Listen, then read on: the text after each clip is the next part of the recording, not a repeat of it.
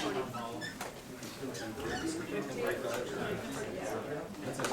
it S? Are you gonna go with the other? Sorry, Ben.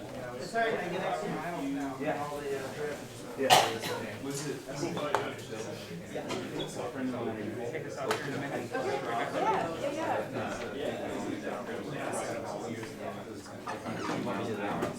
Slides for you? I can do my own. I think that will be a better.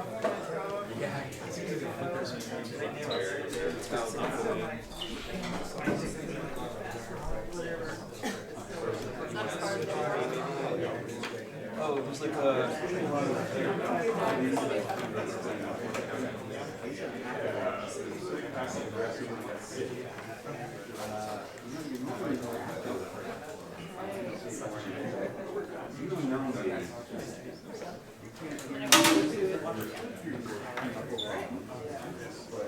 Good morning, everyone. Welcome to the Seattle Neighborhood Greenways Volunteer Organizing Symposium. I'm Troy Herwag, and I'm a member of the Seattle Neighborhood Greenways Board, and I'm really excited to welcome our three guests here today speaking about business outreach, cultivating allies, and mitigating concerns. So today we'll dive into strategies for building productive relationships with local businesses and addressing their concerns around walking, biking, and rolling infrastructure. So this will help us as advocates build a broad base of support for upcoming projects. So our workshop leaders are Eli Andrew, Ben Pedigo, and McCaela Daffern. So Eli has lived in Seattle now for 4 years and has split time between the Central District and Wallingford/Fremont. He got involved with Seattle Central Greenways group a few years ago and has switched over to the Fremont group now that he has moved to Wallingford. He's been attending meetings regularly and just started last year on his first project about improving pedestrian safety along Stone Way, where business outreach was crucial to the campaign. Ben Pedigo is a neuroscientist who grew up in Lake Forest Park, Washington, and recently returned to Seattle after several years on the East Coast. His interest in safe streets grew from a love of exploring cities by bike, and he recently joined Ballard Fremont Greenways to help create more connected communities in Seattle by improving how we use public space. And McCaela is an urban planner whose career has spanned the public, private, and nonprofit sectors, with an ever-increasing focus on building thriving and equitable communities through partnership and collaboration. She's held positions with organizations that finance, build, or support affordable housing for the last 15 years, and spent her early career working as a land use planner in the Puget Sound region. McCaela co-chairs the Seattle Planning Commission and the Seattle Central College Development Advisory Committee. Let's have a hand for our speakers here. All right. We still have some folks flowing in. It looks like everybody has found a seat. Can you all hear us okay? Okay, great. Well, Eli and Ben and I did some pre-planning this week, and I am going to cover the first part of the presentation, which is why reach out to businesses. Then I'm going to talk a little bit about a project that me and so many other volunteers worked on in the Pike Pine Corridor. So I came into this work from working at the Capitol Hill Eco District, which was a neighborhood-based, community-driven effort to advance equitable projects in Capitol Hill. And through that work, learned a lot about kind of the role that businesses play in advancing great projects in the neighborhood.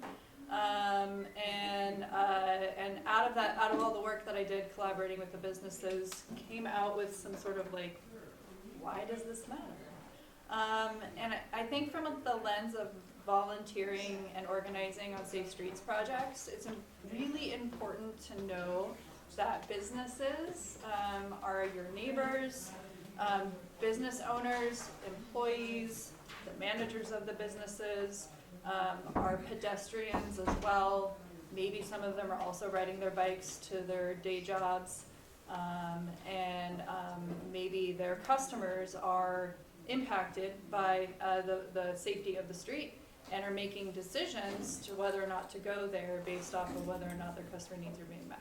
So it's just that they may be impacted by a street improvement in a different way than, say, a pedestrian or cyclist.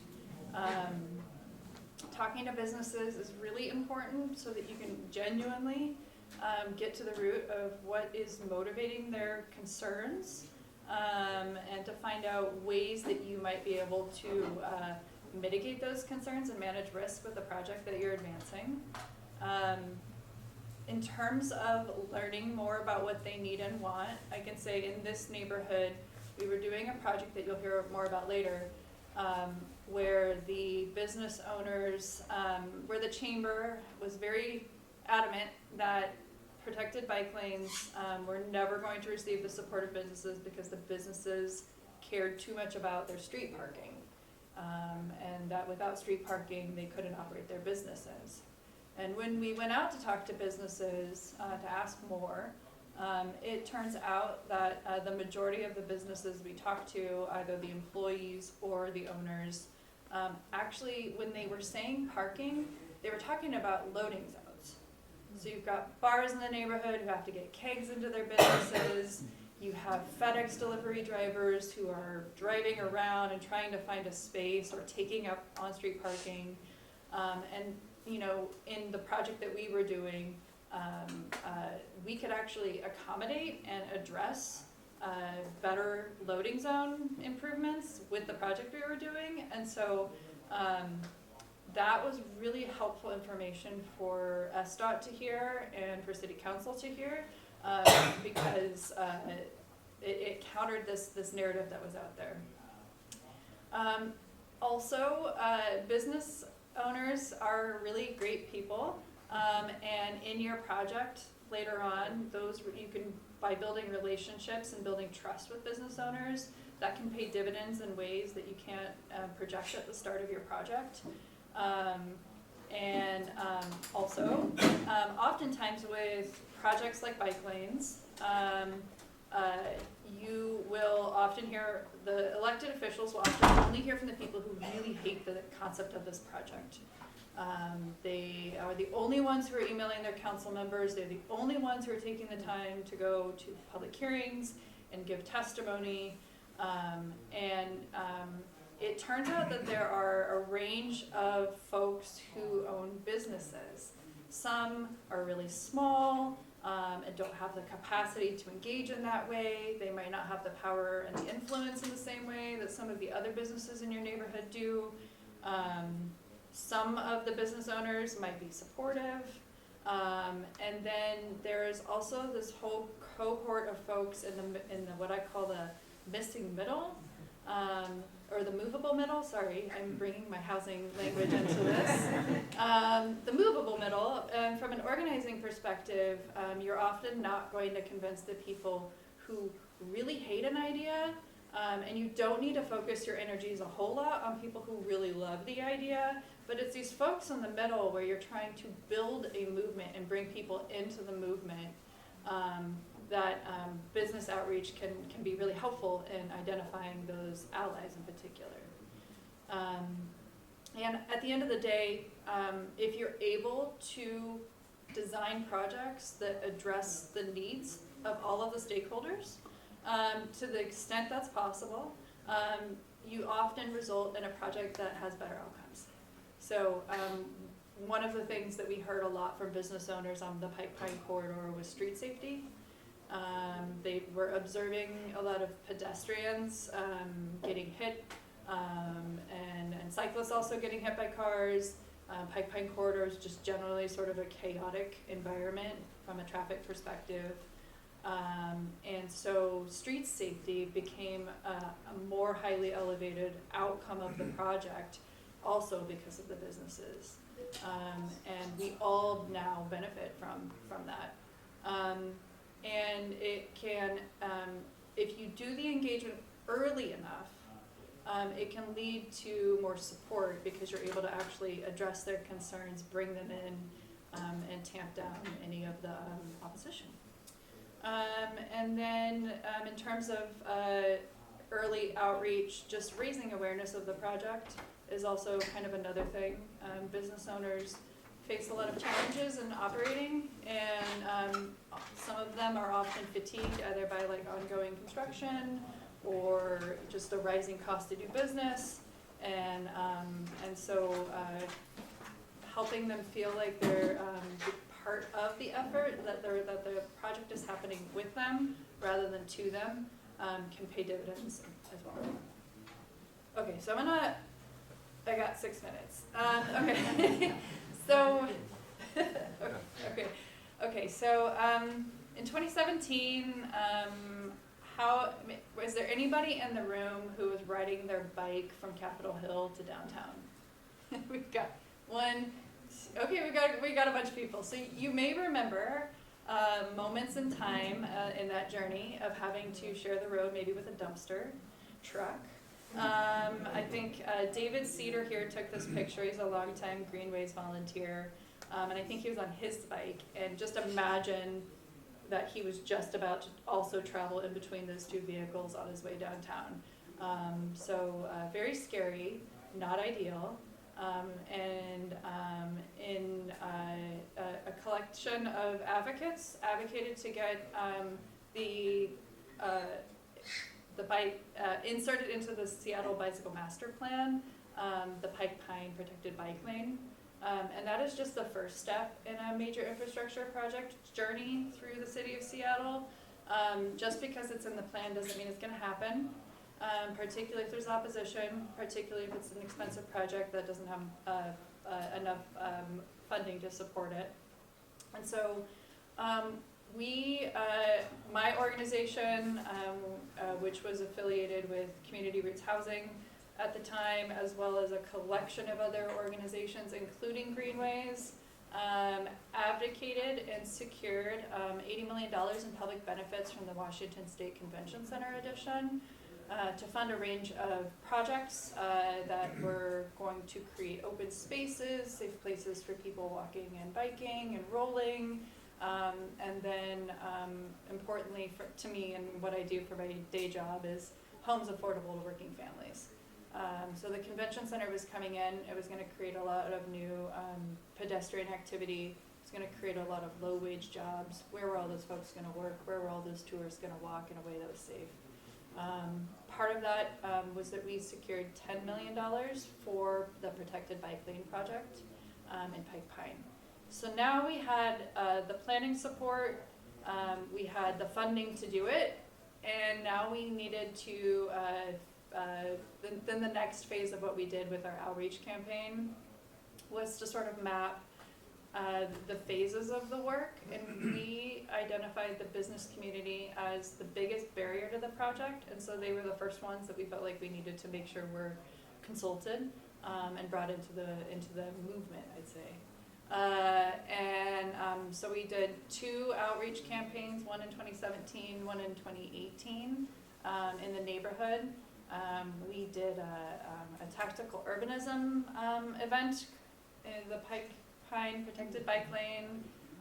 Was there anybody here who volunteered for that? I'm not, no, okay. And we then hosted a community design workshop that brought in about 130 people for that event. And then we did an even larger campaign into the community with an online survey. But it was all informed by the early survey and engagement work we did with the businesses. Okay, so it was so fun getting ready for this presentation because I got to go back through all of our old photos, and I love this picture. These are Greenway volunteers.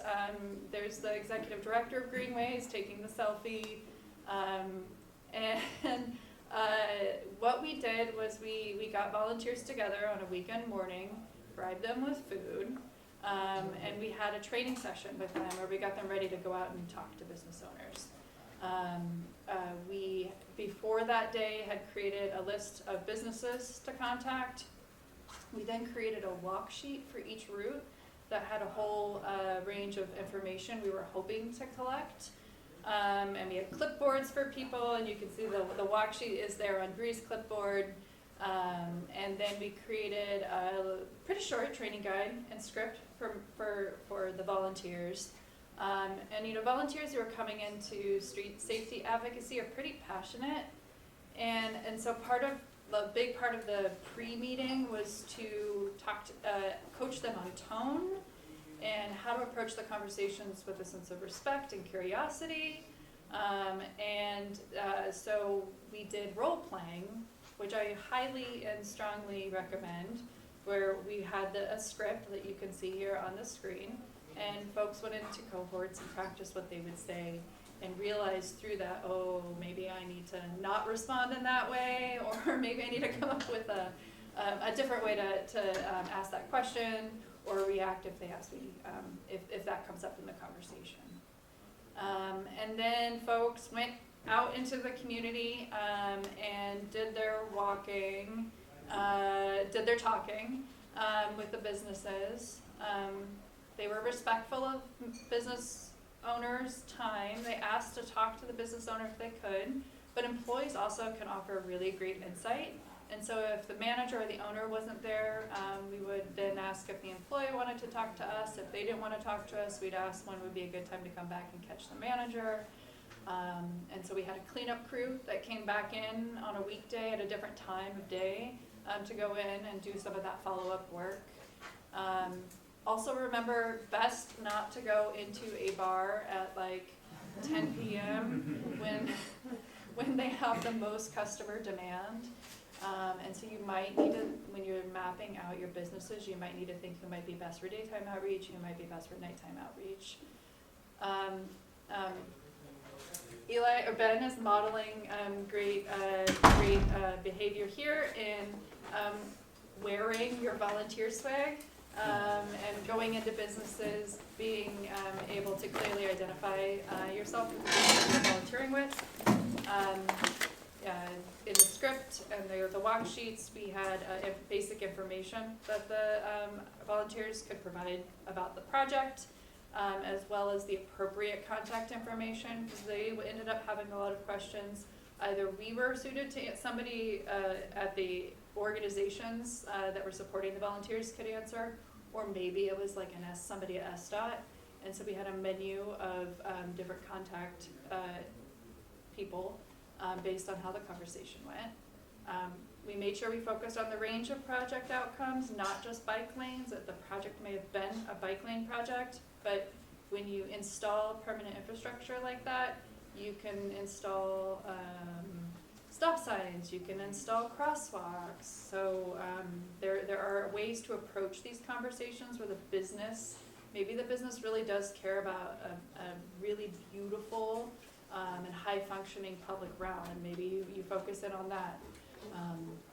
And then we gathered their contact information, and we importantly, very stress this, we listened, a lot of listening, and we wrote down what they said. And so it's really, really hard to be an active listener and a note taker, and so we went out with a buddy to the greatest extent possible, so that you had somebody there to capture what was said, because the second you walk out the door and go talk to the next business, if you try and take those notes later, you're gonna conflate the intent or what they said, and so that's my big tip, is write it down and pause before you go into the next business to complete your notes. We emphasize we're neighbors talking to neighbors, we use that respectful tone and approach that I talked about, and then importantly, I think might come up in your section too, we had a menu of asks or follow-up actions that they could take, so that they were, again, being invited into the movement and being given a further outlet to engage in the project and shape it. Afterwards, we met at a bar and we collected those walk sheets. We kept the engagement pretty short because talking to folks, I don't know if anybody's ever done door knocking for a political campaign or anything. It can be really draining. And if you are emotionally taxed or worn out, the next business you walk into, your engagement might not be as good. The conversation might not go as well. So I think we kept it at like an hour and a half. And then we had volunteers input all of the information from our walk sheets into a database, which was just an Excel spreadsheet. that I still have access to it. I was looking at it last night, and it was super, super valuable data for the campaign going forward. And we also followed up after that with those follow-up actions. And so if we were doing an event, we said we would love for you to come to the event. Would you like an invitation? If they said yes, we made sure they got on the list. And we made sure we did some one-on-one and individual outreach after they got the basic invitation to encourage them to come. So a little bit on the business engagement in the other kind of, so like I said, we started from business outreach and then we went out to the broader community. And so we did a pop-up protected bike lane on Pike Pine. We couldn't find a supportive business, a whole block face of supportive businesses that would let us set up a 2-block long bike lane. And so the Northwest School, not really a business, but a major institution, did let us do that. And then we had a business owner in the neighborhood, Chip Reagan of Reagan and Associates. He has a business with pots on Pike Pine on the 2nd floor. You may have seen him. He owns the building, and he had his staff drive over and deliver pots and plants so that we can indicate that our protected bike lanes can be beautiful as well. And so not all business owners are opposition. They can be really helpful too.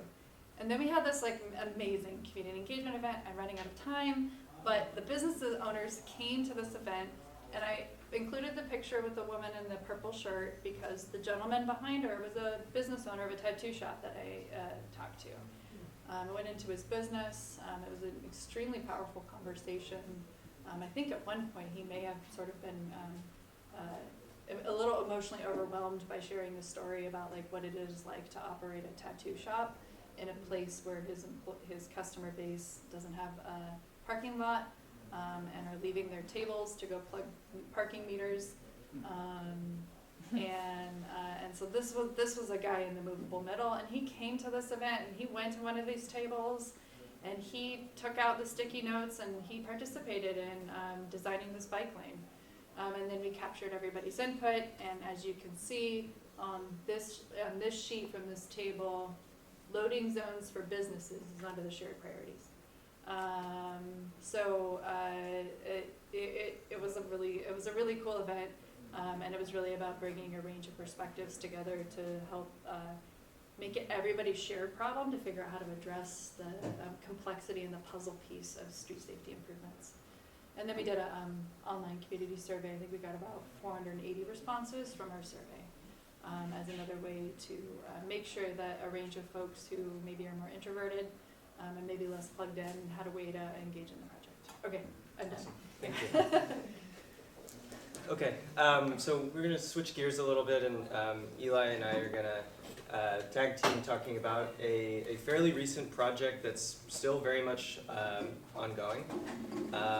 And one thing that I want to stress at the beginning is that Eli and I would say, are pretty new to this. So when we were asked to give this seminar, we were a little, I don't know, we were like, what do we have to share? But I think it's also, we were told a good lesson that, you know, anyone can go out and do these things, the things that McCaela had talked about and what we'll talk about. So has anyone been to the intersection of Stoneway and 36th?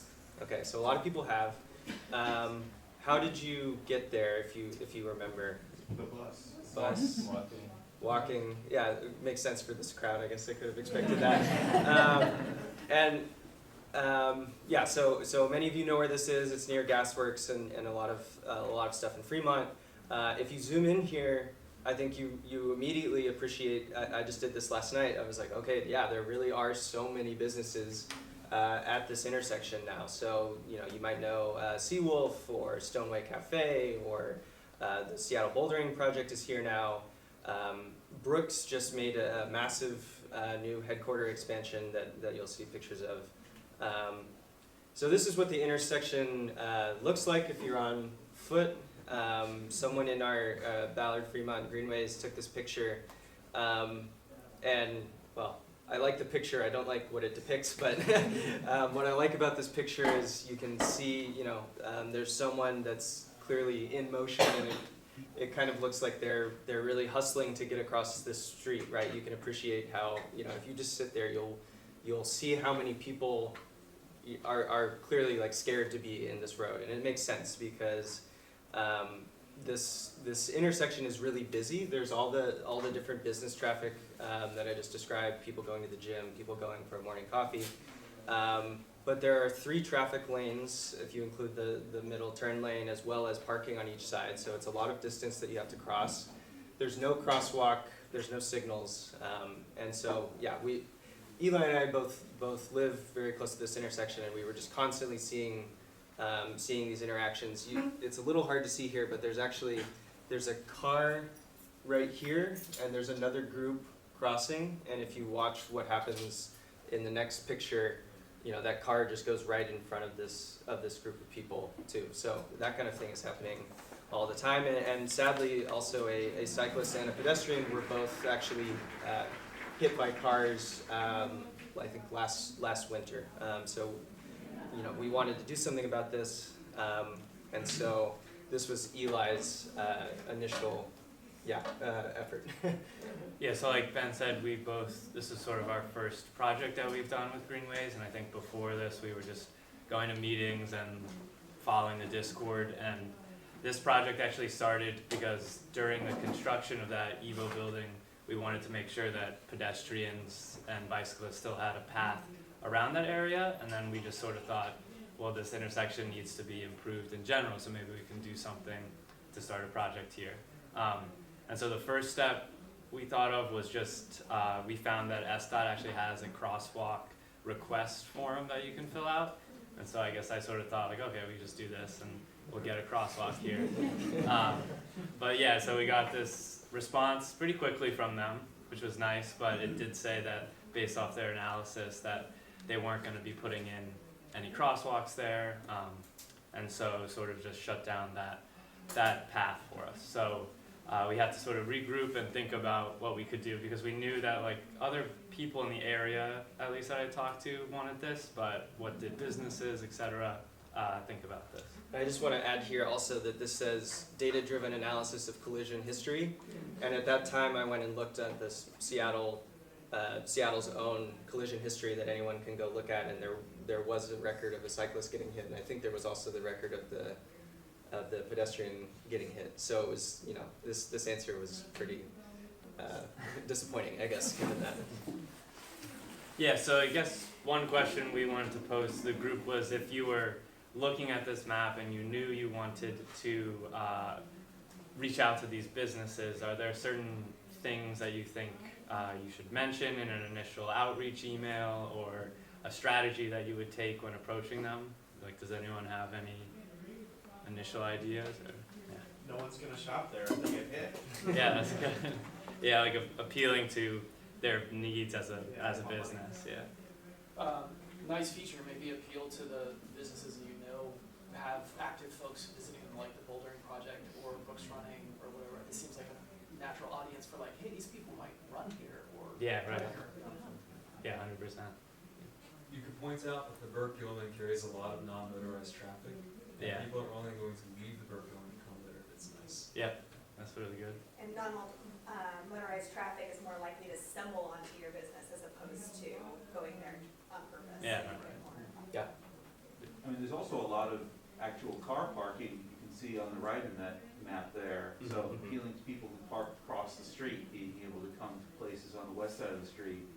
Like, at this point, if you're on one side of Stone Way without a crosswalk, you won't cross. Yeah, we actually spoke during Bike Everywhere Day a few days ago. We talked to one of the business owners who said, he mentioned that he parked, but he's like, I still need to get from my car to across the street. So yeah. Maybe one. I'm actually just curious. I was biking up Stone Ave when it was closed to traffic, which is much nicer. But I'm curious if they have stats about the number of walkers and bikers coming through before and after the reopening. Because that could be an interesting sales pitch. Yeah. Will it drop once cars are back on the street? Yeah, I don't know. I think they did a count recently because of the effort that we'll talk about, but I don't know if they have a before and after. Yeah, maybe one more. Yeah. I'd be curious to know what the traffic looks like to the school, 2 schools a block away. Yes, How that's, the access to that looks like. yeah. So yeah, I think those are all really good points. So yeah, we tried to, a member of who helps run our chapter of the group, tried to think of like these use cases of someone who's in the area. So like, someone who's going to the gym, someone who's going to a cafe, a parent, someone with mobility needs, so a bicyclist coming off the Burke Gilman. So these were all strategies that we had. So this is an example of our initial outreach that we sent to various businesses that we just sort of cold emailed them this outreach email. And one thing that we wanted to focus on was coming to them with an actionable plan about what it is that we were trying to get done there, and then what it is that we wanted to get from them. So to try to limit the number of back and forth emails that we had to have before we could get to these actionable items that we were requesting from them. So one of our plan here was to outline what it is we were hoping to get done, and then to ask them if we could have their support, and then use their business logo and potentially a statement from them to help build out a web page on the Greenways site to share with some decision makers in SDOT, City Council, etc. And so, like, I guess one of our points here is that maybe it seems a little bit scary or uncertain to reach out to businesses, but like, you really should just do it. And I think we got lucky perhaps with a lot of the businesses that we reached out to, but like overwhelmingly we got positive responses from them. And even this is an example from Seawolf, who had actually said that they had been interested in a crosswalk years ago and had reached out to SDOT and hadn't gotten any success, and they'd love to like lend their name to our formal request, and they give a nice statement as well. I'm wondering if you know whether the number of times SDOT says no is captured in their data. Right, so it seemed like if you got a really fast response, right, then there's gotta be either a person or a bot with a map that's like, if it's in here, if it's in a highlighted section, say maybe, and if it's not, immediately say no, right? Yeah. That seemed to, do they count the number of times they say no? Because that seems like it is a demand indicator. Yeah. I really don't know much about what goes on at Okay. SDOT behind the scenes, to be honest. I know there's a session on it, on how to get things done at SDOT later, but Right. yeah. Thanks. So yeah, we got a bunch of responses like this from local businesses, the schools, and residents as well. So we started to consolidate all of that into like a succinct web page, and we even, one of the businesses, Evo, actually drew up a like more official looking diagram of the proposed changes that we wanted. So they were really like helping to drive this stuff, and the businesses also like fed off of one another. So like Evo is the official like landlord of the building that Brooks is in, and they connected us with Brooks, and Brooks helped us with that as well. And I think Evo has some connection to the climbing gym, and they connected us with them. So yeah, it sort of created this ecosystem of stakeholders who are helping us accomplish our goal. Yeah. Is it helpful to use businesses that support communities as a way to gather signatures? So for example, speaking of the bouldering project, a lot of people pass through Mm-hmm. that would probably be interested in signing like a build a crosswalk here. Yeah. That's a great segue. Yeah. Yeah, but there was one more question? Yeah, I was gonna ask, off of what you were saying, like, how did you meet these businesses? Was it a lot of word of mouth from other businesses, or did you just follow? In our case, it was really mostly email driven. We did meet with them in person a few times. I think after hearing you talk, I was kind of wishing that we had done more in-person outreach. But you know, they were also seemed to be pretty receptive by email. So yeah. Maybe you'll get to this, but I was curious, you're talking about businesses talking to each other. How did you facilitate that? Was it like an open email thread, or like a... We didn't really. I think it came about mainly because there's something called Evolution Projects, which is related to, I think it has the same owner as Evo, but they were the landlord actually for basically that whole new Brooks area, which has the climbing gym.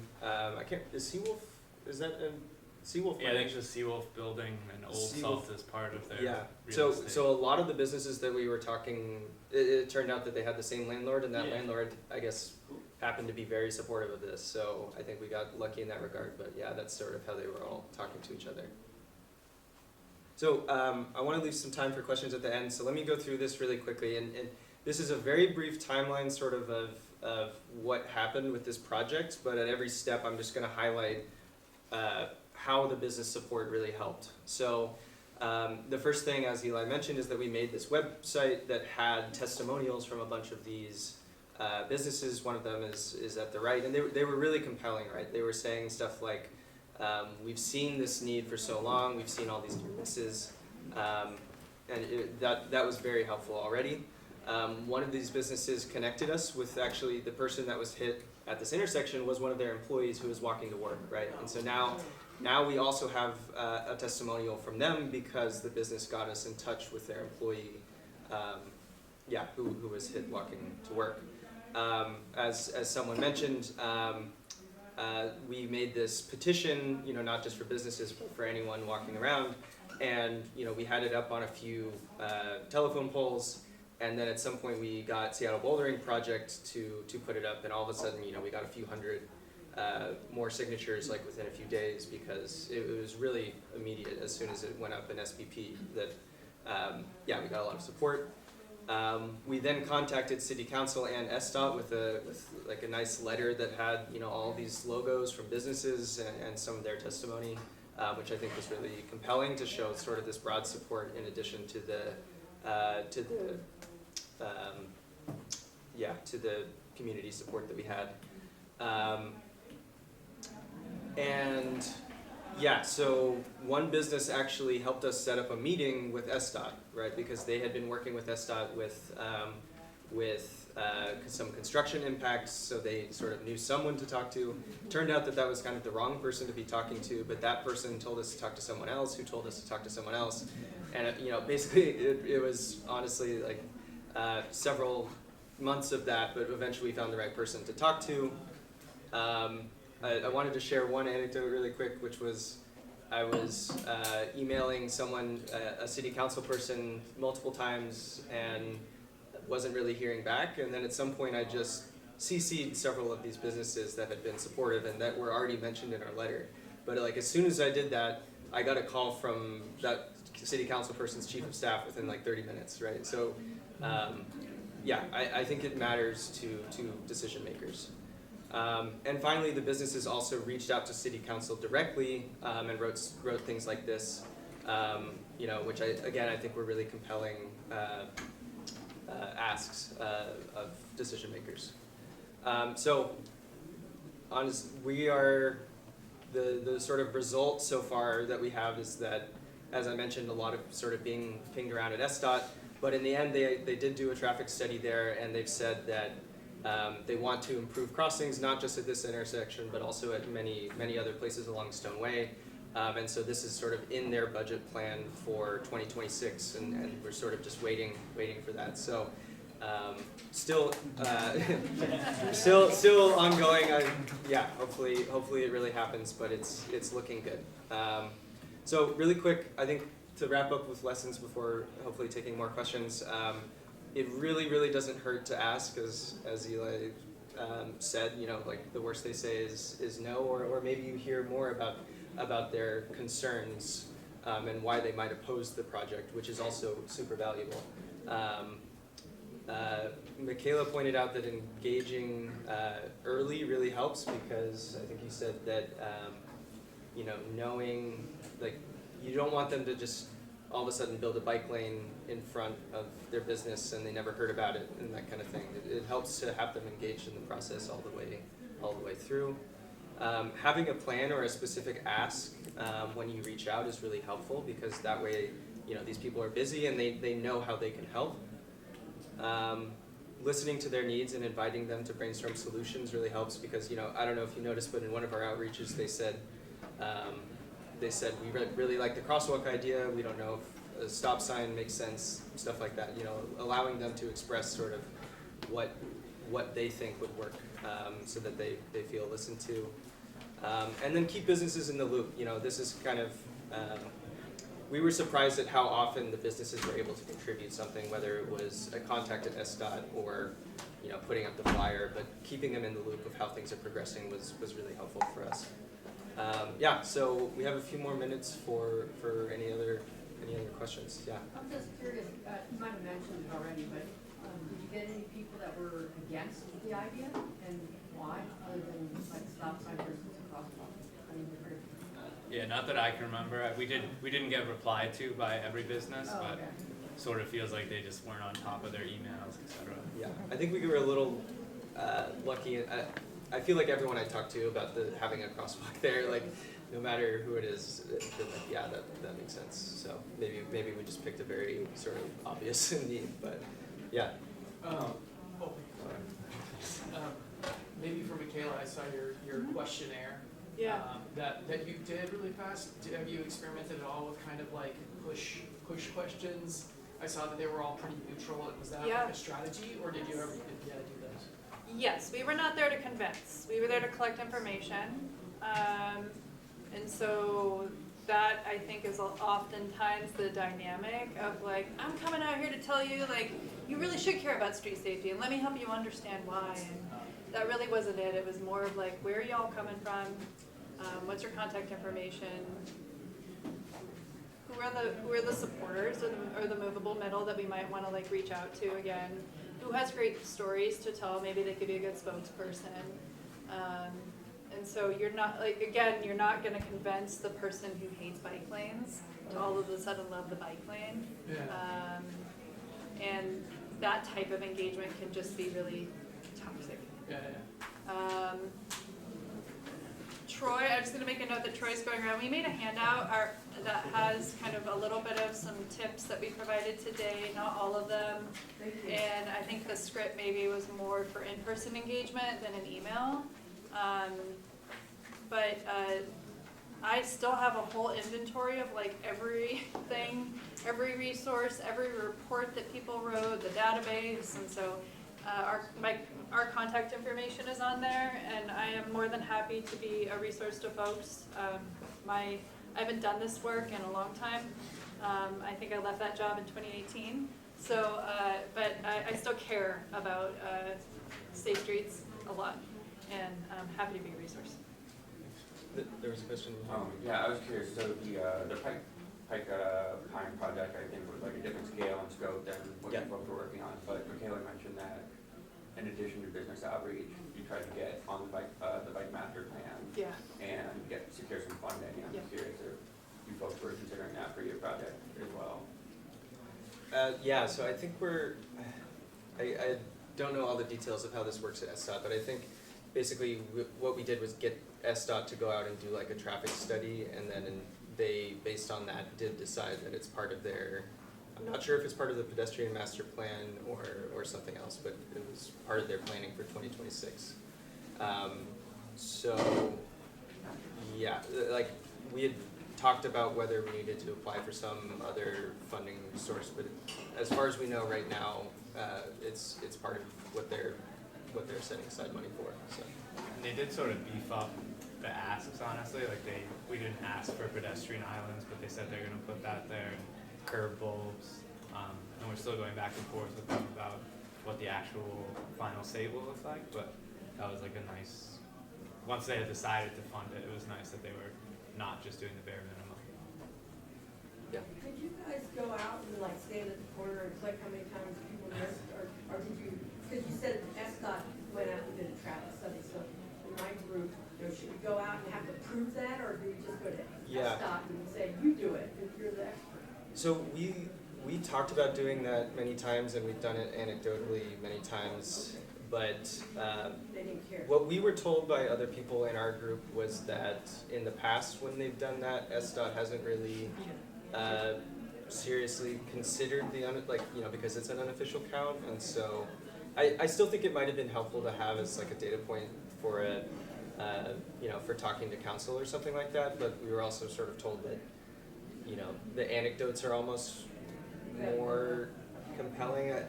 So yeah, I think it would have been a good idea, and we should probably do it. But getting SDOT to do it themselves, I think, needed to happen either way. Is what we were told. Yeah. If there's no businesses on the corner that needs help, but a lot of traffic, could you like stand on the corner and just do a personal, like a petition to SDOT and contact like, you know, people that walk through there and bike through there? And I mean, do you suggest that? There are apartments on the corners. Yeah. And so, you know, it might be hard to contact them or just leave a flyer or something. Yeah, I Do you mean, have experience with that? yeah, so we did, that was sort of the petition element, which we didn't talk about as much because this was supposed to be about business outreach, but yeah, I think Eli sort of framed it as like community, like business is one element, maybe schools is another element, you know, just neighbors and people are another element, but I think showing support from all of those is important for sure. Yeah, I think they all offer like a unique perspective that matters, so.